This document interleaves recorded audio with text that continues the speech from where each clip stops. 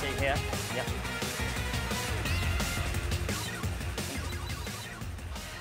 Hello. Hello, my name is Mike Butcher. I'm editor-at-large of TechCrunch, based out of London and a plane. Pavel Durov, you created Telegram after the creating VKontakte, effectively the Facebook of Russia. But now you've gone on to create Telegram, which is, to some extent, reminds me of WhatsApp, really.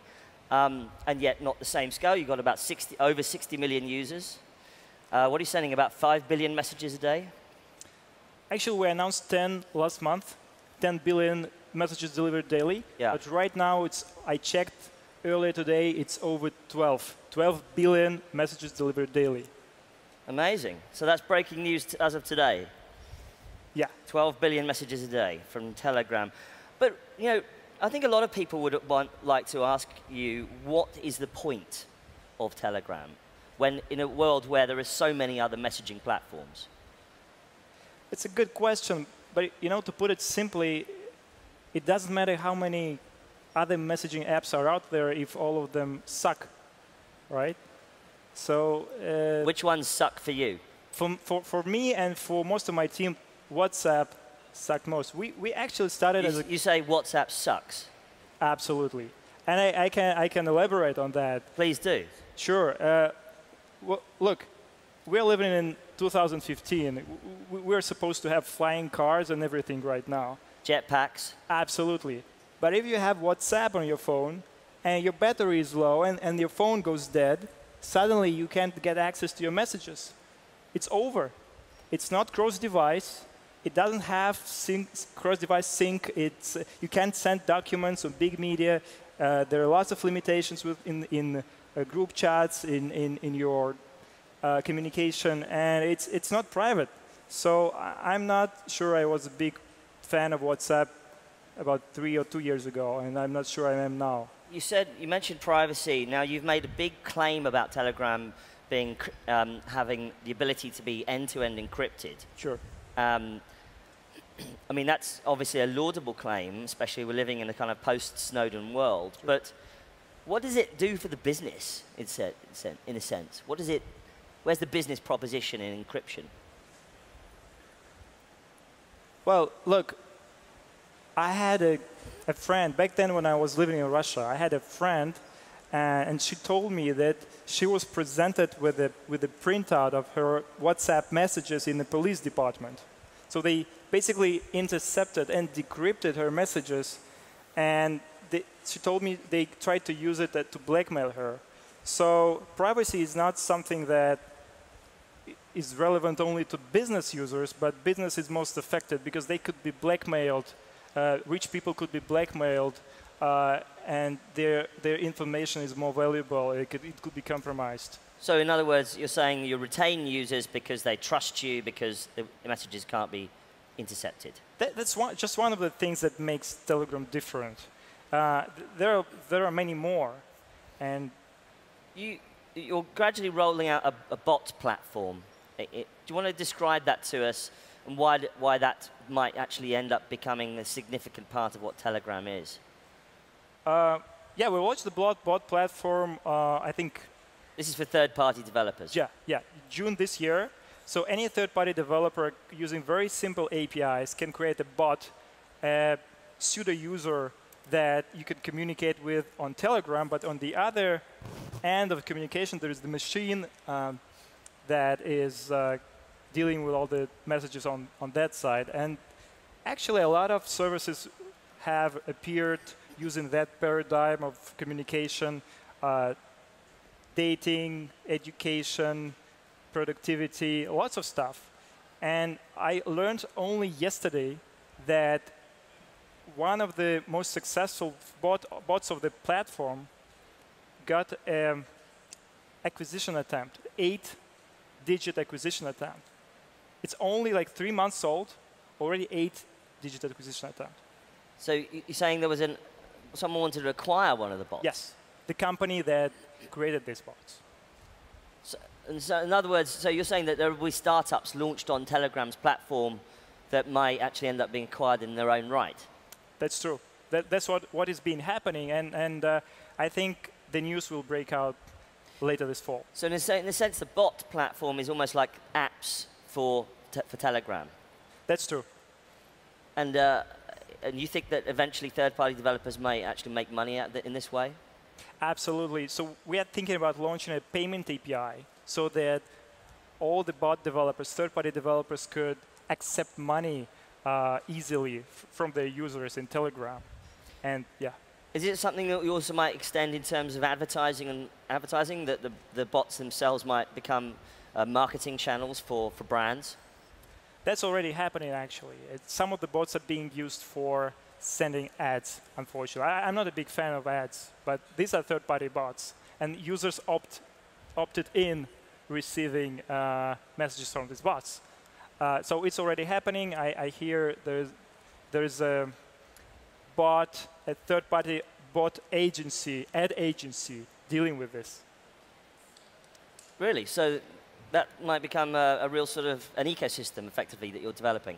Absolutely. That's pretty early stage. It's only 3 months old, but what we're seeing, we're very happy about it.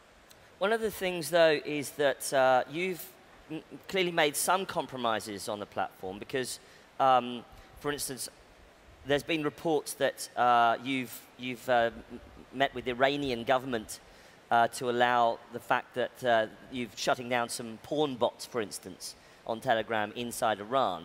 Can you confirm that for us or not?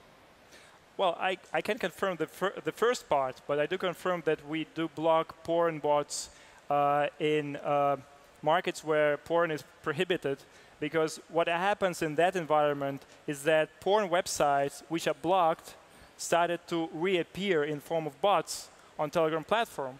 And as a result... This was happening in Iran? This was happening in Iran, Iraq, Saudi Arabia, some countries like that. And what we saw is that, as a result, we got a lot of users we didn't want to. And we're not big fans of porn. We don't want Telegram to be perceived as a source of porn. And so we do block this kind of stuff. So, in the sense that you make a big play about being a libertarian and have freedom of speech, and yet on the other side, you're cutting off access to at some level. Is there any sort of secret behind the scenes negotiations with some of these governments? No. So we do it purely for business decisions. We don't want to, in some markets, we don't want to be perceived as something that has to do with porn. And this is actually the same reasoning behind Apple's decision to block porn content on App Store, or Instagram's decision to block porn, or Facebook, or YouTube, or Google. You can go on. And we think this is the right thing to do. But if we speak about privacy and freedom of speech, we have very adamant principles about it. Through over 2 years of our existence, we haven't disclosed a single byte of data to third parties, including governments. And it was not easy. And as for freedom of speech, like I said, if there's a bot that has to do with criticizing governments or with some opposition activity, we would never block such a bot. You've obviously famously created vKontakte in Russia, which was kind of like the Facebook of Russia, but you were controversially effectively told to get out of that by forces aligned with the government. That's the case, right? That's roughly true. Roughly true. Yes. Which part is true and which isn't? Well, mostly in the sense that it's true and it's rough. But yeah, we found ourselves... I mean, there were some incredible stories around that time, wasn't there? That you were effectively framed for a car accident, that you were put under political pressure. But that's nothing out of the ordinary in Russia, believe me. If you get to the country, live there for some time, you get used to it. It happens with other businessmen. I'm not no different from the rest of them. And you've now become a resident of St. Kitts. You roam the world dressed in black. You live a nomadic digital lifestyle. How are you going to manage to continue to run a company in this way, moving around the planet, trying to evade authorities? Do you feel like you're a target? Not so much, no. Although sometimes I feel excessive attention. For example, here in the United States, when I go out of the country. But, well, it's a good question. Because right now we're a very small team. We can afford to rent houses short-term all over the world. We spent this summer in Finland. It was great. Spring in Paris. You just rented a house in Finland and got your team together and carried on building Telegram. That was great. Absolutely great. Well, of course, some of the guys, they stay at their home. We outsource some of the design and customer support to Eastern Europe and Southern Europe. But other than that, we're a small team of 15. And we like to travel, and we want to use this opportunity to see more. You haven't raised money for Telegram, have you? No. You took reportedly $300 million from your sale of your share in vKontakte. Is that correct? I cannot confirm the exact number, but I was very lucky to... Is it higher than $300 million or lower? I would say this. I was very lucky to get out at the point before the market crashed. It was just before the Ukrainian events broke out, and it was extremely fortunate. That would have affected the value of vKontakte? Yeah, because I do it before that. And then after these events broke out and the local currency went down, and right now the value of the company I sold is probably like 3 or 4 times lower than it used to be. Do you think Facebook eventually will just take over in Russia? I'm not sure about Facebook.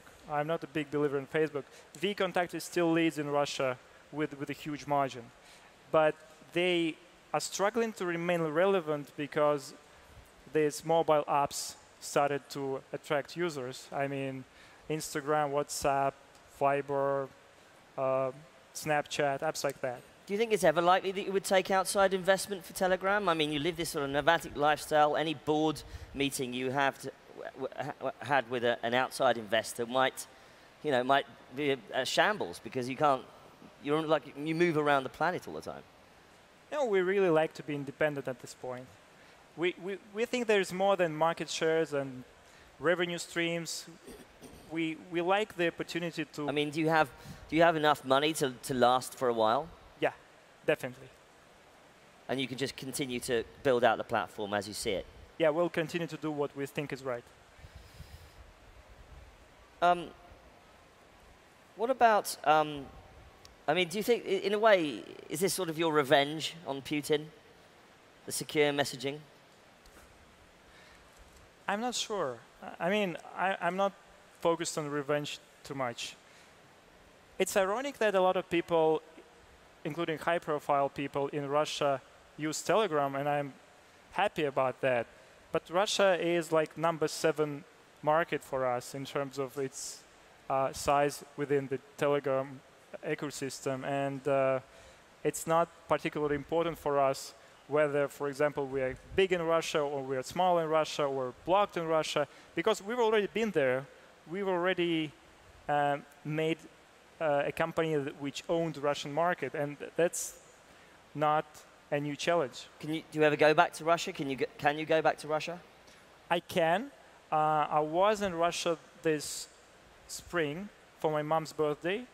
And, well, I can go in and out of the country. Nobody seems to care these days because obviously they have other things to be worried about. But...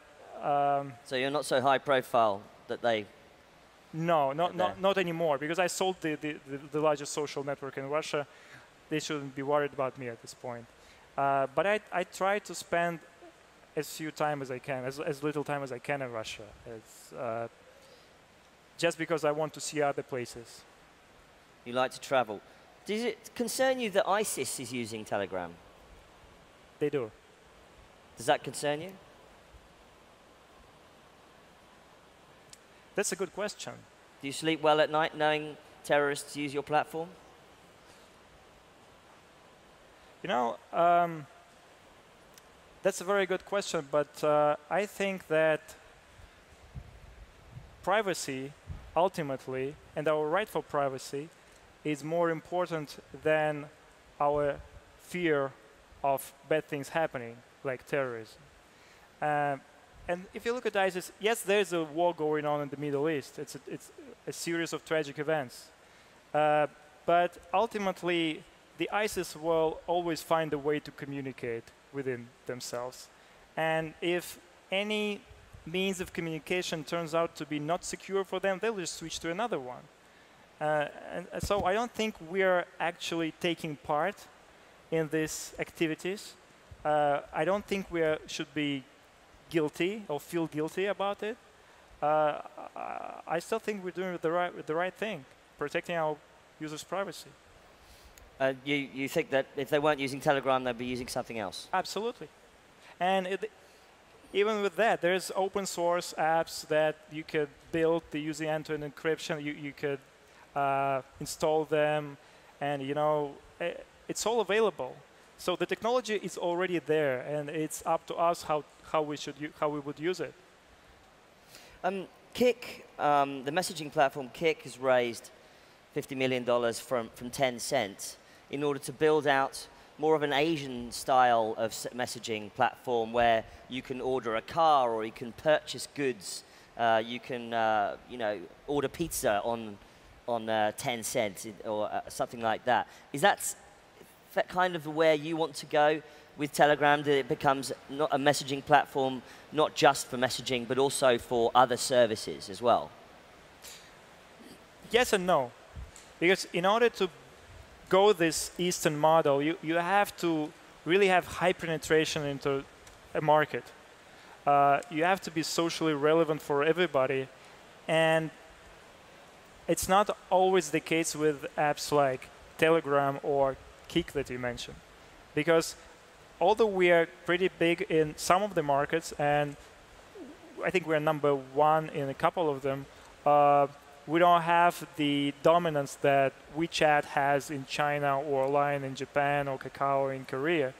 And so, yes, we will experiment with the payment system with bots and third-party applications built on top of Telegram, but we don't see ourselves as necessarily as going that way in the near future. Isn't there the danger that you kind of become an also-ran, that a company that, sure, it's useful, people can use it for messaging, but there's not very much more to it than that? The interesting thing that we noticed is that people who installed Telegram in massive numbers last year and this year and installed it just as a backup application started to use Telegram as their primary messaging application. And that's why we see this huge increase in user activity. We used to have 1 billion messages delivered daily in February. Now we're over 12. And that's an indicator that people really love Telegram and switch more and more of their activities there. And more often than not, they start their day from their messaging app. And if their messaging app turns out to be Telegram, they will start the day from Telegram. And I think that we should be really happy about this. Messaging is probably the biggest thing going on in social media in this decade. And we're definitely in the right place in time. So you're at over 60 million users. When, what are the next big points that you want to get to? 100 million? When will you be at 100 million? We're gradually getting there. But something that is a bit discouraging about getting 60 or 100 million active users is that you always get compared in the media with the older messaging apps. So any media covering Telegram stats would say, look, OK, they have 60, 70, 100 million, but this is still a far cry compared to WhatsApp's 800 or 900 million. And they don't take into account that we're actually 2 years old. And WhatsApp is also over 6 years old. If you start comparing Telegram with other companies that appeared 2 years ago, these are pretty huge numbers, right?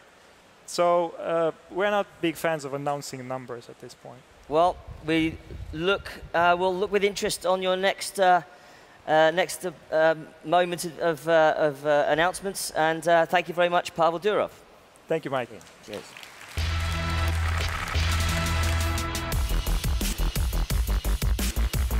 All right.